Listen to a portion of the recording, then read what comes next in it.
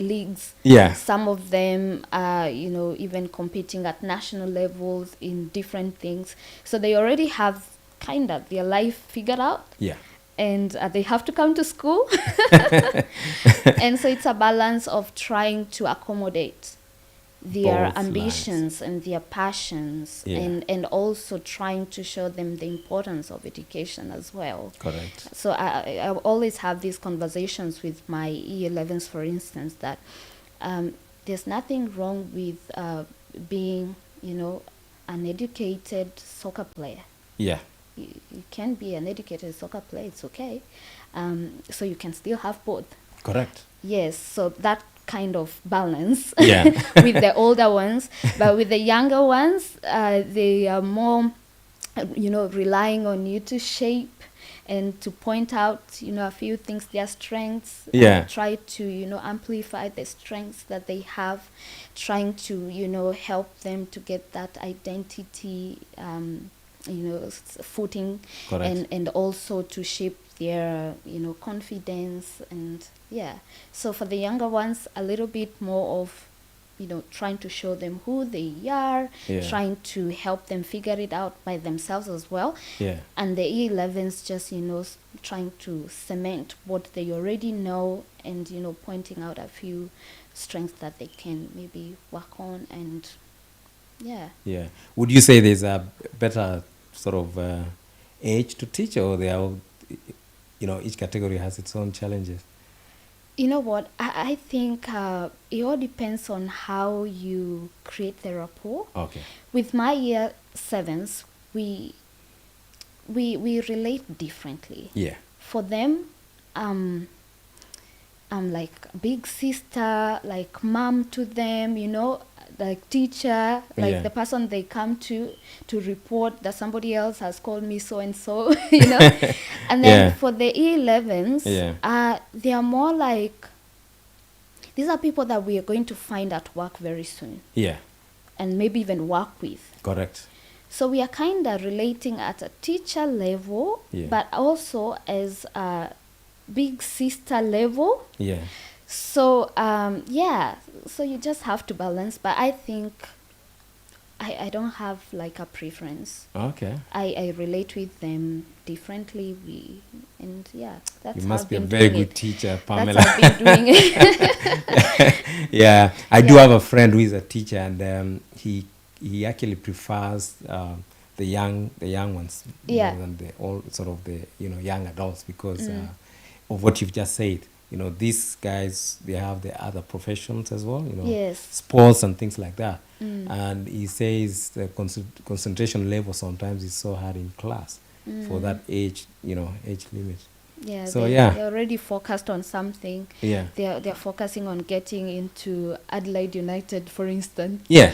And that's the focus. Yeah. And sometimes you have to remind them, I wish you could do your schoolwork, with the same zeal Yeah. as you go for your training. Yeah. Yes. Okay. That's good. Maybe you could share with us any memorable experience you've had, which have maybe shaped or impacted you, either positively or negatively, Yeah. if any. I think with teaching, every single day Yeah. is a new day. Yeah. But I think my highlights is when students tell me, "Oh, Miss, that was really a good lesson." Or when I get emails, because in our school we have what we call Gratitude Thursdays, Okay. where students are asked to, just write a message of gratitude to someone that has impacted their life. And I get those quite a lot. Yeah. And when I get such messages from my students telling me, "Oh, Miss, when I come to your class, I feel happy. Yes. You understand me. I am more comfortable in your class. Yes. I can be myself." Yeah. I think those are my highlights. Okay. Every time I see such messages, I really feel fulfilled, That's good. because that means that there's a life that has been touched. Yeah. There's a life that has been impacted. Yeah. And that's our job. as much as our job is to impact knowledge and to also facilitate learning, because nowadays we don't just teach, we facilitate, because we want the learner to be in charge of their learning. So back at home, we were using the teacher-centered mode or model of teaching, where the teacher is the know-it-all. You sit down, listen to the teacher knows everything. But nowadays, we are now adopting the learner-centered approach, where you are more of a facilitator rather than a lecturer. You know, yes. So you're not just pouring knowledge. You are learning sort together. of engaging as well. You facilitate. You show them the way and allow them to acquire knowledge. And so, you know, once you know that you have done that, I think that's the best thing. That's you know, you get feedback, and feedback is very important. It keeps you going. So I think my highlights is when I get those, you know, kind of feedback from my students. And I just love how I relate with my students. That's good. Yes. That's good. Yeah, that sounds like more engaging actually than just one directional, you know. Yes. Yeah, you know, with the theories of learning, we had the behavioral theory of learning, where, you know, it's all about the rewards and punishment, you know, and you know, students will react to the stimuli that is given to them. And then now we have the constructivism. Where and actually cognitive constructivism, where the students, you know, learn and relate with the experiences and create meaning from the experiences that they have. So and sometimes, actually not sometimes, most of the times, when a student learns something by themselves, they learn better. Absolutely. And so the teacher's work now becomes more of guiding. And showing them, okay, if you're doing some research, this path will be much better than the path that you're on right now. And allow them to see the difference later by themselves. Interesting. And so we are doing a lot of collaboration in the classrooms nowadays. You know, even how you arrange your classroom, you want to allow for that collaboration. Because again, students learn better from students. Kids learn better from kids. If your child is at home alone, probably they're not even going to learn how to talk. But you take them out to daycare. Give them 3 weeks. They're already learning how to say few words. Because kids learn very well from other kids. So when they collaborate and we have such sort of collaboration in the classroom, it helps a lot as well. Now, is that, and I could be wrong, but is that the model which is being tried in Kenya, the CBC, or those are totally different things? You know, like the model they're using here and what we were used to, you know, before. Is it something different, or that's the one you're talking about? The CBC, which is competence-based curriculum, is similar. Is similar to that curriculum that we are using here. So where students are, you know, allowed to learn by themselves, allowed to interact with the content, rather than, you know, teacher just pouring it up. So learning the skills rather than just the theory, because again, we need the skills. Yes, and I think CBC is a good curriculum. It requires a lot of resources because, again, as a teacher, you will need maybe equipment to show videos. You'll need equipment for students to produce podcasts instead of just writing essays. Again, we have to go with the world. The world is going the technology way. Correct. Yeah, so even the assessments that we give our students nowadays, if they're writing, a persuasive text, for instance, Yeah. we are allowing them to create a podcast, create a TED Talk, Yeah. persuading people about this topic. So in Kenya, CBC is good. My only worry is, do we have the resources that are required to successfully implement it? And I really can't speak for the Kenyan education ministry right now. Yeah, of course. But if they have the resources, it's a good curriculum. Yes. But I worry for schools that maybe don't have enough resources in terms of, do they have computers? Are they connected to the internet? Do they have, electricity? Yeah. We have a topic about swimming. Where are we taking our kids to swim? All right. Do we have accessibility Yeah. to a swimming pool? Or how are teachers in my county, for instance, or my constituency, where there's sometimes there's a problem with water, where are these kids learning how to swim? Correct. So a very good curriculum, very well thought of, but the question is, the implementation do we part. have the resources required to successfully implement this curriculum? Yeah.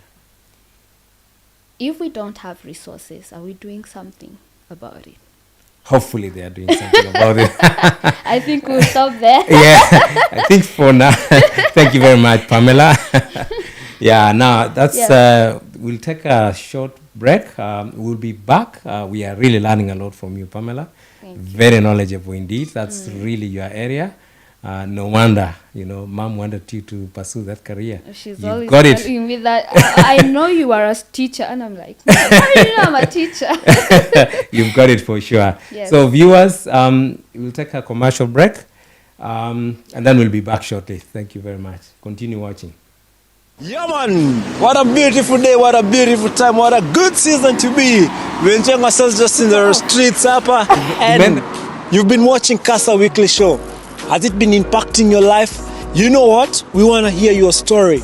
We want to just come, go to a beautiful place, wherever you call us, just come and tell us your story. We want to know your story. And as you come and tell us your story, I know someone somewhere is gonna be like ata feel like mazee ninaweza make it in life because ya story yako, asifikiri yako peke yake ama namna gani. So if you want us to know your story, kindly DM us. We will put you in the show, and it's every Monday 8 p.m. Adelaide time. You can't afford to not to watch this show. Blessed time, Casa Weekly Show. Don't touch that dial.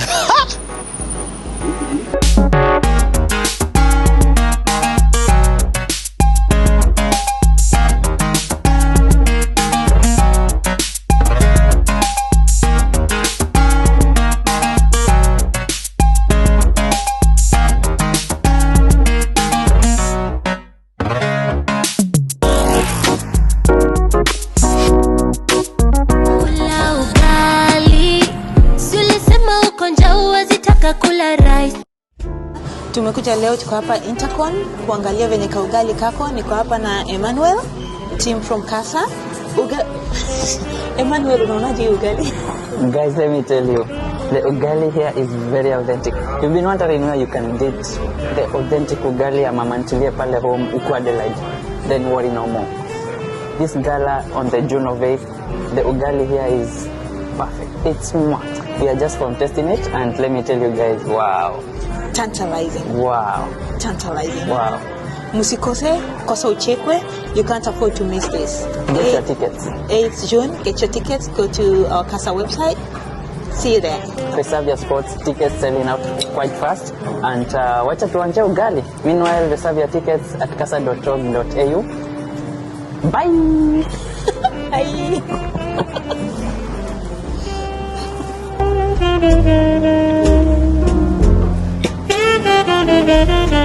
Welcome back.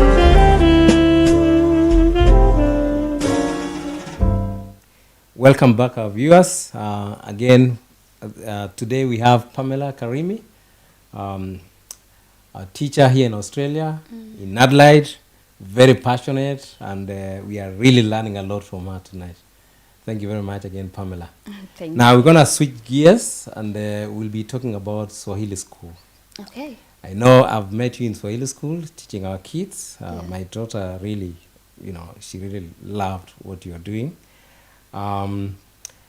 Maybe take us through the importance of Swahili School and why enroll in Swahili School. And this is just to the parents out there watching us, especially in Adelaide. Yeah. Language is a very important element of culture. Yeah. It's actually the intrinsic expression of culture. Through language, the cultural values, the traditions, the norms are passed through Yeah. and preserved. So it's a very important tool. If we want to preserve our culture, we do it in language. That's why we have the proverbs, we have the wise sayings, Yeah. which are proverbs. Yeah. We have the folk songs. We have the traditional songs. Yes. We have chants when we have weddings. We have the wedding songs. So everything that is cultural is preserved in language. And all those things, put together, Yes. are conveyed to the next generation through language, True that. right? So if you do not know a language of a certain culture, then you cannot claim to be part of that culture. Right. Or even if you claim to be part of that culture, the members of that culture or that community will not accept you as part of them because you do not understand their values, which are conveyed through language, which are passed through language. Yes. So language is very important. It's very important for us parents to teach our children their language. The children who are born here, especially who come from different countries. So, for instance, I'll give examples with Kenyan children Yeah. born here. Yeah. So, because they are born in this community, which has diverse, cultures. Australia is Yeah. something else. When you talk about culture, you can't talk about one culture. Yeah. But let's say they are born in Australia, so they are bound to, acquire the Australian culture. Yes. Now, we said culture is learned through language. The people that teach children culture must have lived that culture. Yeah. Now, we are the parents of these kids. Have we lived the Australian culture? The answer is no. Good question. We do not know the culture fully. Yes. And we are entrusted to teach our kids that culture. So our kids don't get to learn the Australian culture fully because the people are supposed to be teaching them that also don't know it. Right? Yes. They go to school, they learn, the Australian culture because they're doing the Australian curriculum. They are interacting with kids who are Australians, you know. And then they come back home to a different culture. So our kids don't have an identity. They don't know whether they're Australians or whether they are Kenyans. They are somewhere in between. Because this culture that they learn in school is not reinforced at home. When they come home, immediately they get, inside at the door. They somehow are required now to wear another culture in the house. So you can imagine these kids, there's a lot of confusion on who they are. Yeah. Swahili School now comes in. When the kids come to Swahili School, one, they interact with other kids Yeah. who are from Kenya, for instance. We're talking about the Kenyan Swahili School. Correct. They also learn that they are not the only ones that have to deal with this culture crisis. So they kind of form bonds with people that are in the same boat, Yeah. in the same cultural confusion boat. Yeah. And they get to learn our language, so that at least when they go to Kenya, they are not totally outside. They are not totally outside the community. At least they can say hi. Yes. They can communicate.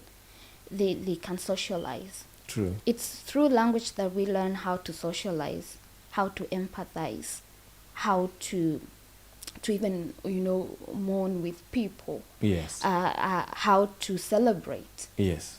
So imagine a kid who does not know how to do those things and is going to visit grandparents in Kenya. And if you're like me, who has maybe a grandparent who does not know English, a lot of English, Yes. may know how to say hi, but not hold a very long conversation in English. Correct. So does that mean that when this child goes to Kenya, they can't speak to their kings? And then we have now a social break there, because now there's a barrier between a child and their family members because of language. True. So I think language is very important, and I think we have something to learn from other communities. Yes. I have seen my Asian friends, for instance, their kids speak. If it's Hindi, they will speak it. If it's, any other language, Chinese, they speak it. But when it comes to us Kenyans, our kids don't know our language. And it's really sad because that means, they are not Kenyans. I have a feeling that, from what you've explained, I have a feeling that the parents or us are the one failing the kids, because the kids are kids. They don't know anything else. So it is actually us who should be taking that step of empowering them And to learn the language. Yeah. Yeah. And our children, have the capacity to learn as many languages. Yes. Especially when they are young. Yeah.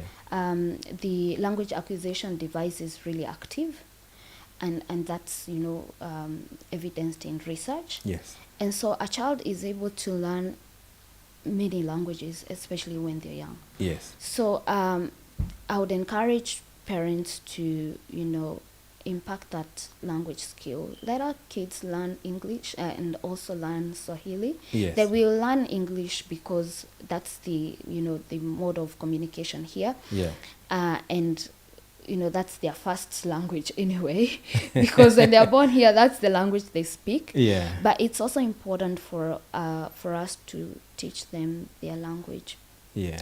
And unless we want to cut off their association with people back at home, Yeah. which I think is not the goal. So I think it's really important. Let them know, the methalis, even Yes. if it's two. Yeah. Samaki mkunje, angali mbichi. So that when when you're disciplining them and you're using that methali, they understand. That's true. And it's also good. I think they feel a sense of belonging Yeah. when they learn their language.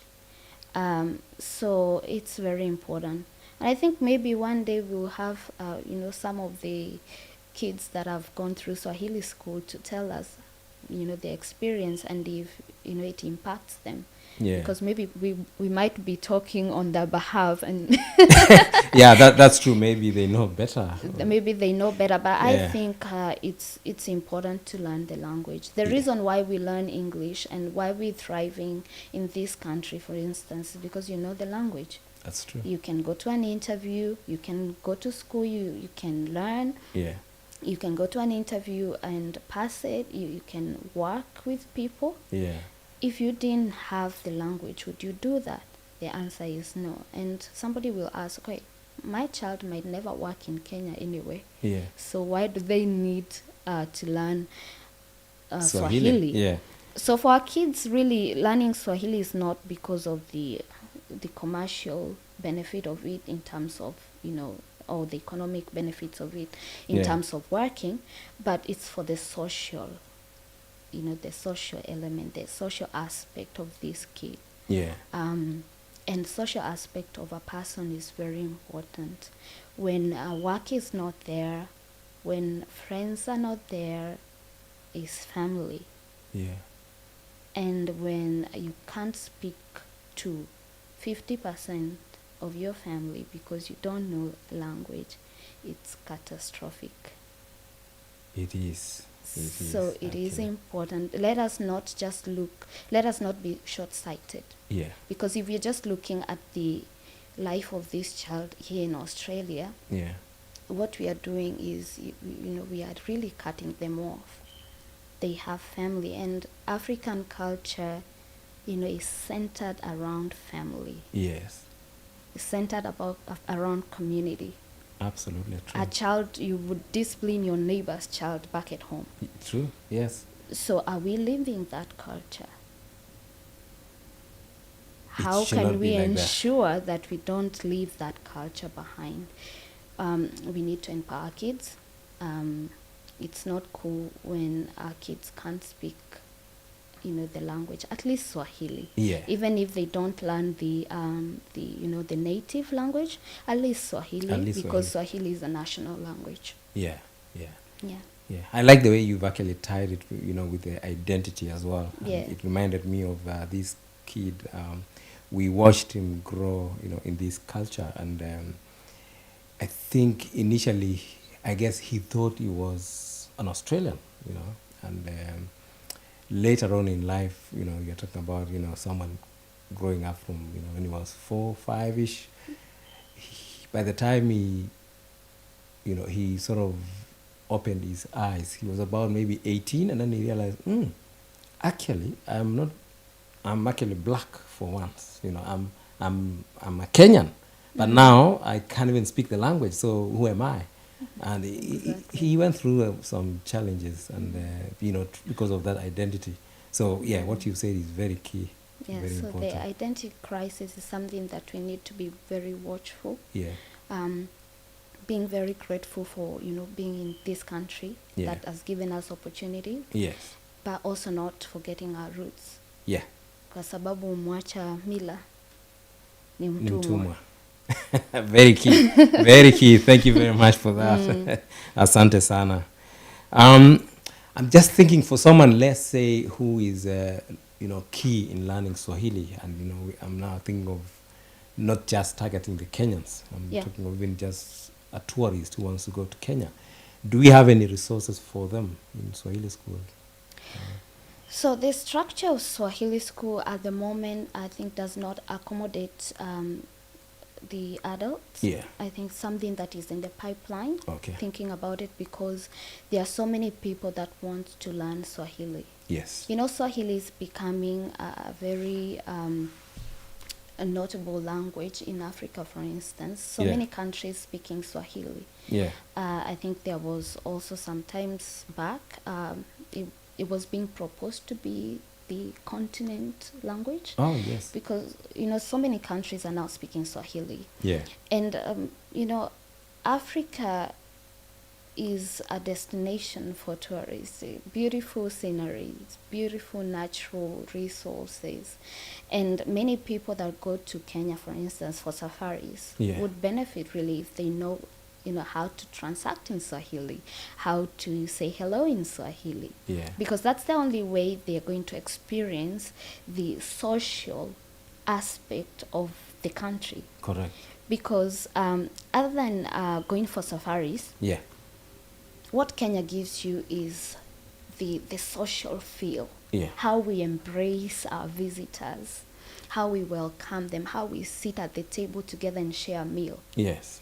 if they can sit at a table and exchange a few words in Swahili, then they're more likely to experience that socialism more. Yes. And they're gonna be able to appreciate their trip even better than just going for the safaris. So I think in collaboration with CASA, Yeah. Getting classes for adults, Yeah. that's something that's in the pipeline, and I Yeah. think something that should happen. Yeah. Yes, so that we can sell this language. Beautiful. Tuze lugha. Kabisa.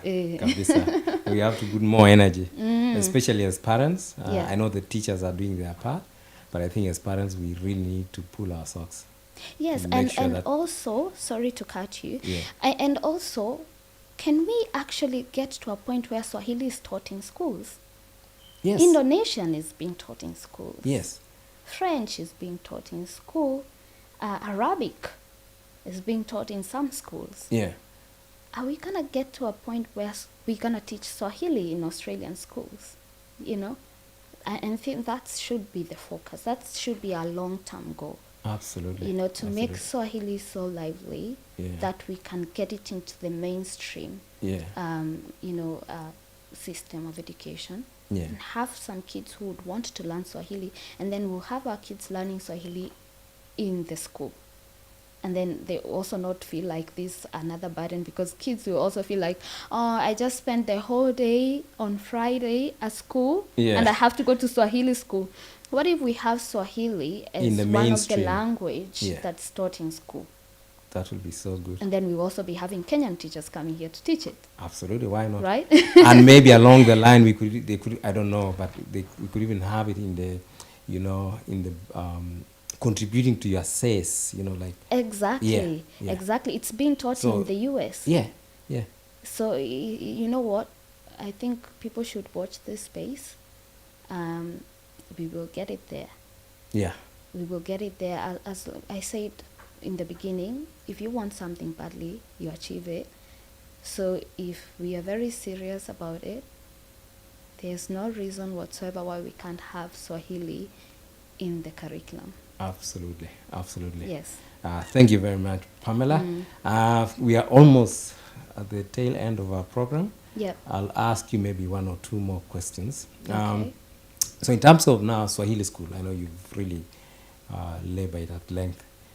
What do you have a vision? I know you've sort of mentioned it, but do you have a vision? How do you see Swahili School in the next 10 years? And I'm thinking about the Kenyans who are here, the young people who are being born here today. Yeah. Yes. What would you want to imagine? I'm serving Swahili School as the vice chairman right now. Yeah. Vice chairperson. Yeah. And I think the vision for Swahili School is a collaborative, task. And I think, speaking for everyone else who is part of the team, Yeah. is to see and to have an output of students or kids who can speak Swahili fluently. I think that is the number one goal. It's not just, the greetings, that Yeah. they can hold a conversation in Swahili. Yeah. And then there's also the vision to, write, books, Yeah. design them with the curriculum, the Australian curriculum in mind. Because how language is taught here is really different from how we teach language in Kenya. Yeah. Even English, because I teach English. Yes. It's really different in terms of the way curriculum is structured. Yes. So, and our kids are using the Australian curriculum. How about we structure this Swahili with the Australian curriculum in mind, so that it can mirror what they learn in school, so that when they come to Swahili School on Friday, they are not coming to a totally different, platform. Yes. And having a completely different experience. Correct. So I've been thinking if we can, come up with resources Yeah. that mirror what they have in school, Yes. it's something good. I have seen the teachers at our school that teach Indonesian language, for instance. Yeah. I think there's an organization, if I'm not wrong, that supports students to publish books. Oh. Yes, so I saw that and I was like, oh wow, maybe we can do this for Swahili.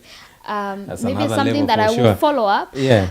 Yeah, so that encourages kids to learn. Yeah. And then they have that little children book published by them. It encourages them more Awesome. to learn. Yeah. Yeah, and maybe also to just have the adult classes Yeah. kick-starting, Yes. so that now we can have like a whole functional school. Yeah. That's for So sure. I think I have spoken for everybody on board. I don't want, that's not my vision. That's a Collaborative, yeah. vision. Yes, with a very able chairperson, Yes, Sami, yeah. and our principal, Mercy, and all the teachers in Swahili School. I think I No. am speaking on their behalf. We believe you guys will take us to another Yes. level for sure. Yeah. Yeah, that knowledge, the passion, Swahili School should be in the next level. Yeah. For sure. Thank you very much for that. Just to finish off, I want to take you back to, the sort of the procedures. If you can just take us through, and this is just for the sake of someone who is viewing us or watching from, I don't know, maybe in, Kenya, Yeah. or in Adelaide or in Australia, who doesn't really know where to go. Take us through the procedures Yes. of how to actually get it. Okay. Yes. Hapo ndio unaita watu Yes. muingie. Leta wengine, leta wengine. Ndio hiyo. The time has arrived. Yes. Okay. Yeah. So I think I will speak to the people that are already here Yes. in Australia, and then I'll speak to the people that are in Kenya. Okay. Good. So for the people that are already in Australia, you have your bachelor's degree certificate, and you've put it somewhere under the mattress because you think it's not gonna work for you. Yeah. I think the first step is to go and get it out because you're just about to become a teacher in Australia. Yes.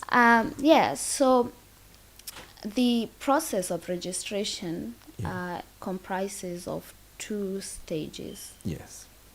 The first stage is called the initial assessment of qualification. Okay. Initial assessment of qualification. In this stage, what the commission wants to see, or the board, we call it board here, it's not the TSC commission, it's the board. Okay. The teacher registration board. And this is specifically for South Australia. Yes. They are similar in other states as well, but it's good for people to go to the websites of other states to see. Yeah. But the process that I'm outlining here is specifically for South Australia because Okay. that's what I have gone through. Yes. So the first stage assessment of initial assessment of your qualification. Yes. So what they want to see is to assess your degree. Yes. Is it authentic? You know, did you do what you're claiming to have done? Did Yes. you complete your degree? So in this stage, you need to send your transcripts, Yes. a copy of your certificate. So Yes. a copy of your transcripts, a copy of your certificate, and all these need to be certified. So if you're in Australia, you just need to go to the Justice of Peace. Yes. It's free of charge. You don't pay anything. Yes. You will get your document certified. Okay. Once you have certified your documents, they also require a letter that's called the evidence of teaching practice, Okay. because they want to see how long you taught, during your placement Okay. back in Kenya. And that's very important. If you don't have that, they will not assess your qualification. That is Okay. the most important document. So it's evidence of teaching practice. Okay. It needs to outline how many days you went for your teaching practice, what cohort of students, Yes. and also it needs to come from the university. So it's not the letter that you get from the school that you went for your teaching practice. It's a letter that you apply from your university. All right. So for those that were in Kenyatta University, for instance, you just need to go to the Twin Towers, where we have the teaching practice offices, and apply for it there. Okay. I applied for it from here, so I just called them, Yeah. and they sent it to me through the email. So Is that free or you have to pay? it was free, actually. Okay. It was free. So if you're here already and you are in care, you just need to contact the teaching practice office. They Okay. will send that one for you. Okay. So you have that letter, evidence of teaching practice. You have your certified certificate, certified transcripts. Yes. And then there's an application letter that you get, an application form that you get from the website. Yes. That is Teacher Registration Board of South Australia. If you just go online, you will find that website. Yes. And then there's a fee For that now, yes. for that. When I did mine, I paid 120. Okay. It could be higher now Yes. because of, the inflation and all those things. Yes. But there's a fee. Yes. So you send that to the Teachers Registration Board, Yes. and it takes about 4 weeks, and they will now give you the outcome. Okay. If you studied in Kenya, you are going to pass it, Yes. really. If you have your authentic certificate, you will pass it. Because many people from other countries fail that stage because of the teaching practice. You must have done your teaching practice for a minimum of 45 days. Okay. And not so many countries do so. But for Kenya, we go for teaching practice for a whole term, which is almost Longer 60, than 45 days, yes. So yeah, so you're going to pass that stage. Okay. So they give you the outcome. Yes. They invite you now to apply for teacher registration. All right. Now, to apply for teacher registration, you will need to fill up the registration form that they will have sent to you. Yeah. You are also required to do a 7-hour training course that's called the RUN, that's responding to neglect and abuse, because you'll be working with young children. Yes. And, under 18s. Correct. And then you also need a working with children check. Yes. And then the elephant in the room is the English IELTS. IELTS. Yes. So you can only do IELTS. Not any other. Cannot do not PTE. Yeah. You're doing IELTS, and you need to attain band 8 in speaking and listening, Mm-hmm. and band 7 in writing and reading. All right. Yes. Is it very hard? It's not very hard, if you ask me, because right now people that are doing social work need to attain a band 7 in IELTS, and they can only do IELTS as well, right?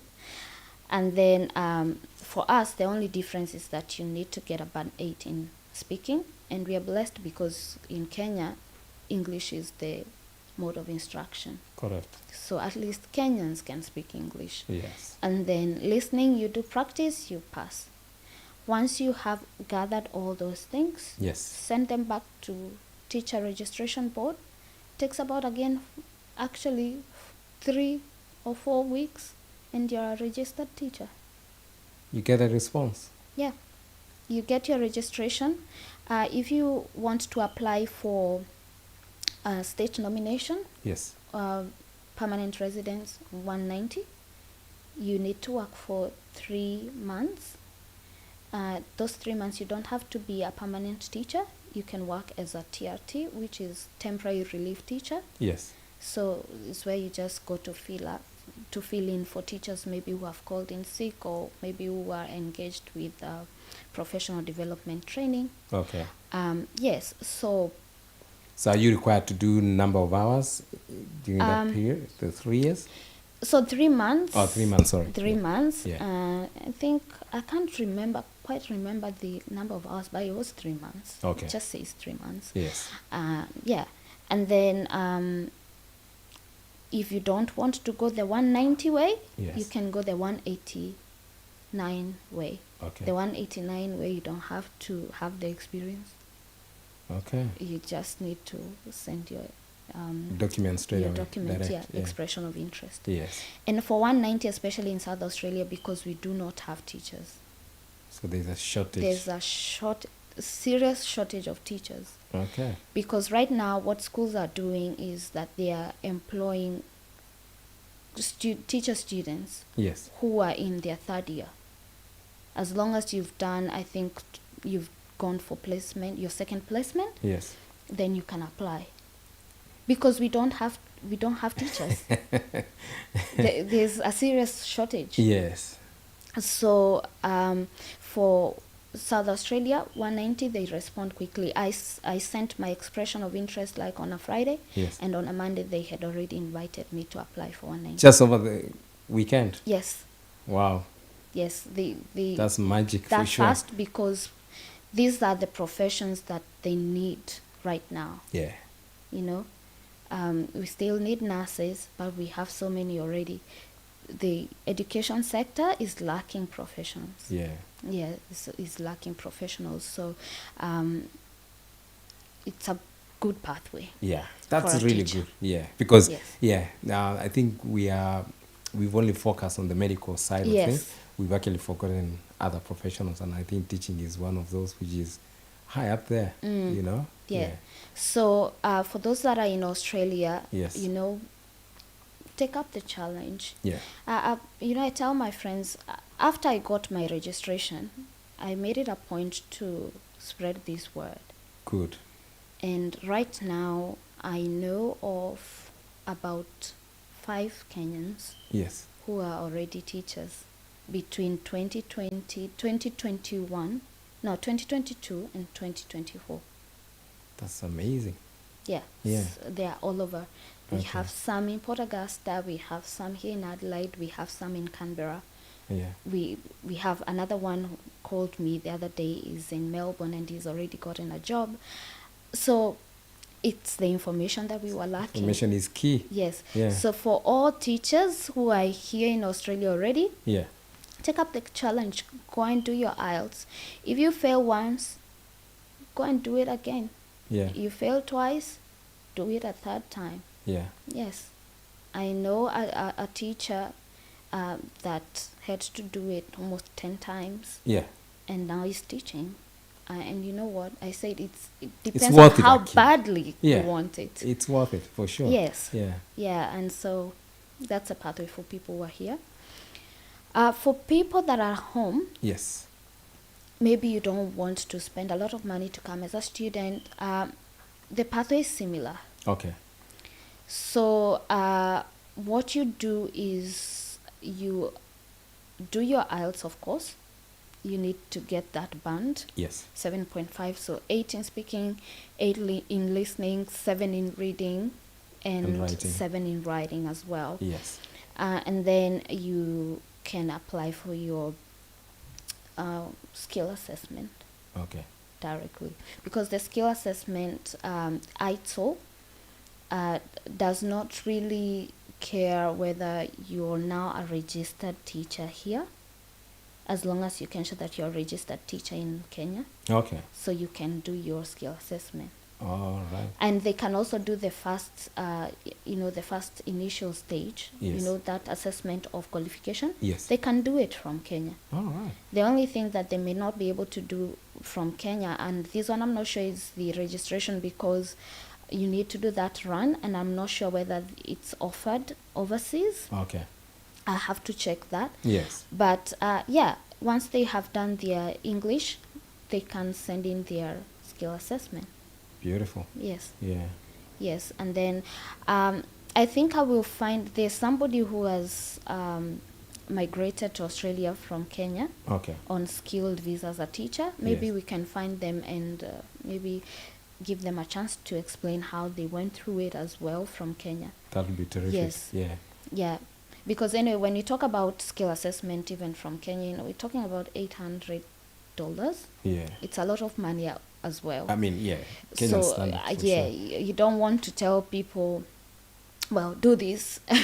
And then, if the process doesn't work out, they'll feel cheated. Correct. But I know there are people who are, risking it to do the skill assessment. Yeah. And, once you have your skill assessment, that's it. That's and it. I'd advise them to go through an agent that Yeah. knows, That process. the process of, teachers. Yeah. Yeah, because there are some agents that are now, agents didn't know about it.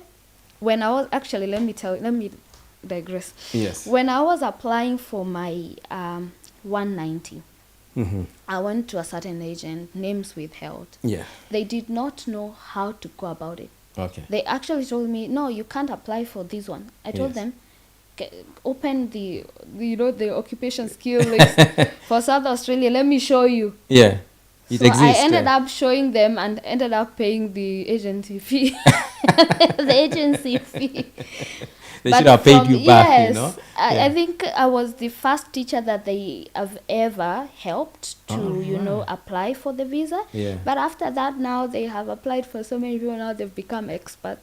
I still don't get commission. Yeah, I think you need to claim for that. I think I need to claim. Yeah. Yeah. But yes. So our certificate in Kenya, it's a very powerful certificate. That is very It's good very to know. powerful. Me, I was in KU. Yeah. Nuko KM. And I know teachers who are in Moi and they're teaching here. I know some who are in Egerton and they are teaching here already. Beautiful. So yeah, our Yeah. Kenyan certificate of teaching is very, very strong. Very and strong. it's something that you can use to teach here if that's the passion that you have. Yeah. Yeah. That's very good. Yeah. Thanks, Pamela. I'll give you a chance now to wrap it up in case you have anything else. Okay. Yeah, thank you. We've learned a lot, and I'm sure That's our viewers great. have really gotten the information as well. That's great. Especially, whoever wants to, pursue that career as a teacher, whether you're in Australia or back in Kenya, the information is right there for you. Yeah. So yeah, maybe you summarize or wrap it up, and then we can finalize. Limitation is only in the mind. Yes.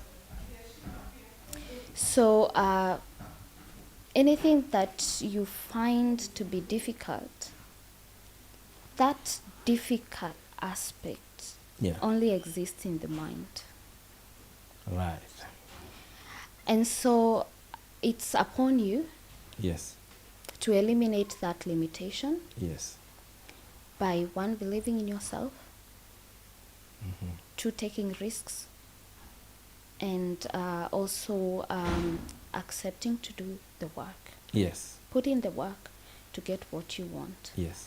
So for my fellow teachers out there who want to teach, want to have an experience, because it's a good experience to get into classrooms where you're using projectors, new technology, Yeah.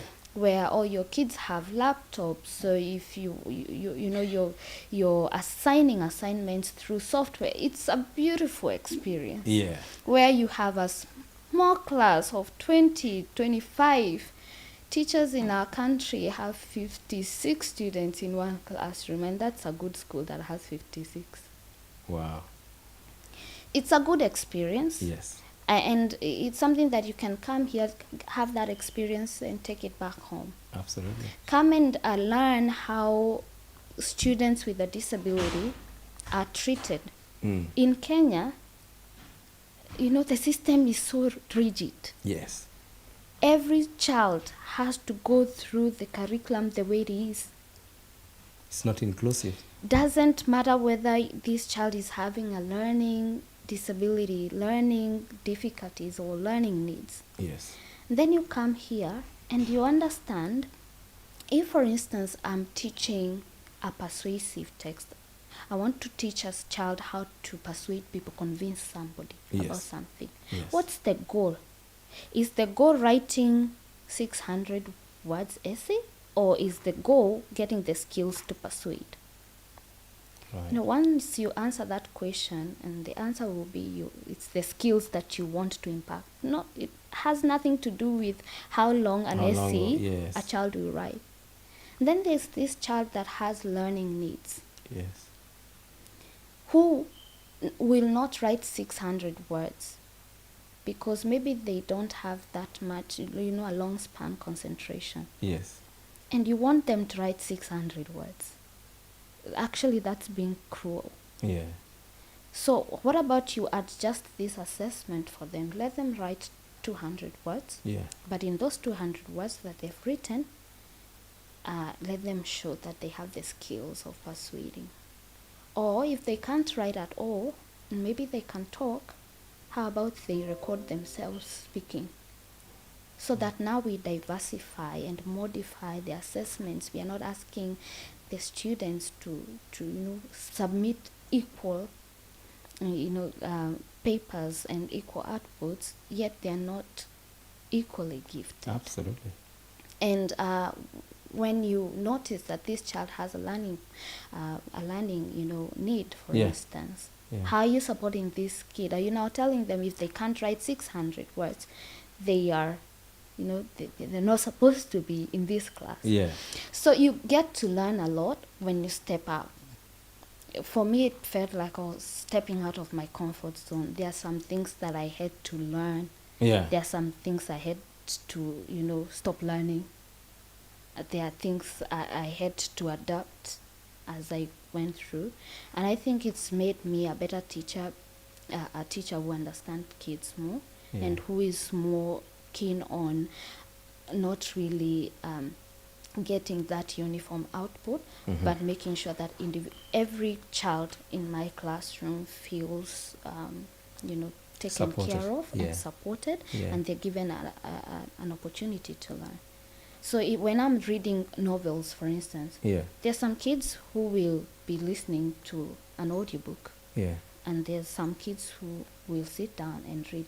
At the end of the day, everybody has read the novel. Absolutely. One listened to it, another one read it. Yeah. And it's okay. It's okay. The It's outcome okay is to the be same. different. Yeah. So for teachers in Kenya, the limitation is only in your mind. It's a big move to start saying, oh, you want to leave, that comfort zone of TSC and explore other things. But it's also good to experience, because you're experiencing your career, you're experiencing life as well. And you're taking the risk. And you're taking the risk. Yeah. So some people, the only thing that's, stopping them from maybe undertaking this, journey is that limitation that we're talking about. Yeah. That exists in the mind. What if? What if? Yeah. What if? That's true. I think they say success is for the risk takers. That's so true. if we can be that, that will be really good. That's And above all things, be kind, respect people, love people. That's it. Nice. What a way to end. Thank you Yes. very much, Pamela. It's been incredible. A lot of information. I'm sure our viewers have, learned a lot. Personally, I've learned a lot as well. Especially the procedures, because I do know so many teachers Yes. who are really, really wondering how they can get to this country. So thanks for sharing that information. I'm sure one or two might, want to follow up. They Yes. might write to us. Get in touch with us online, CASA. We can always share the information, and then we can pass it on to you. Yes. And I've also done a very exclusive interview on this. Okay. With another Kenyan. Okay. Kenyan who's here. Her name is Monica Njihia. Okay. She has a YouTube channel. Yeah. So you can also go there to compare notes, in whichever way. So make sure that you subscribe to CASA as well. Absolutely. And also to Monica Njihia. And go and check out that interview as well. I'm still talking about teaching. I think I'm just talking about teaching. You have it in your DNA for sure. Yeah. Yes. Yeah. Keep it up. Keep up the good work. Thank you very much. Changing the lives Yes. of those young people. You have a passion for sure. Mm, Thank you. Thank you so And much God for bless. having me. Yeah.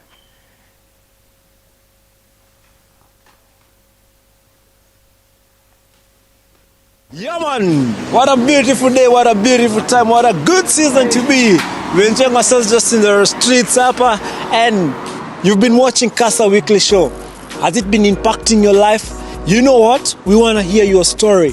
We want to just come go to a beautiful place, wherever you call us, just come and tell us your story. We want to know your story. And as you come and tell us your story, I know someone somewhere is gonna be like ata feel like mazee ninaweza make it in life because ya story yako, asifikiri yako peke yake ama namna gani. So if you want us to know your story, kindly DM us. We will put you in the show, and it's every Monday 8 p.m. Adelaide time. You can't afford to not to watch this show. Blessed time, Kasa Weekly Show. Don't touch that dial.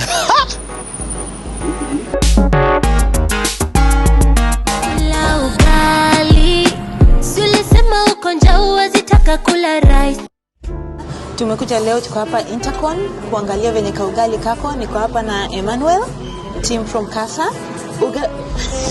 Emmanuel, unaonaje ugali? Guys, let me tell you, the ugali here is very authentic. You've been wondering where you can get the authentic ugali ya mama ntilie pale home uko Adelaide, then worry no more. This gala on the June of 8th, the ugali here is perfect. It's smart. We are just from testing it, and let me tell you guys, wow. Tantalizing. Wow. Tantalizing. Wow. Musikose, kosa uchekwe. You can't afford to miss this. Get your tickets. 8th June, get your tickets. Go to our Kasa website. See you there. Reserve your spots. Tickets selling out quite fast. And wacha tuanje ugali. Meanwhile, reserve your tickets at kasa.org.au. Bye. Bye.